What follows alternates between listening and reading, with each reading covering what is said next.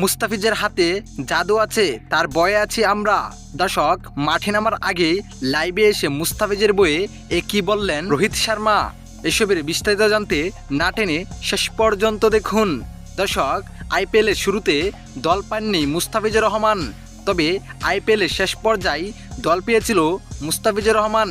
এরই মধ্যে দিল্লির হয়ে একটি ম্যাচ খেলেছেন মুস্তাফিজুর রহমান, তাই দ্বিতীয় ম্যাচ খেলতে আজ রাতে মুম্বাইয়ের বিপক্ষে মাঠে নামবে মুস্তাফিজের দল। হবে মুস্তাফিজের বয়ে হঠাৎ লাইভে এসে মুম্বাইয়ের প্লেয়ার রোহিত শর্মা বলেন, মুস্তাফিজের বয়ে আছি আমরা, কেননা মুস্তাফিজের কাঠার বুঝে ওঠার আগেই স্টাম্পে আঘাত আনে, তাই মুস্তাফিজকে নিয়ে আমাদের আলাদা পরিকল্পনা চলতেছে ড্রেসিং রুমে।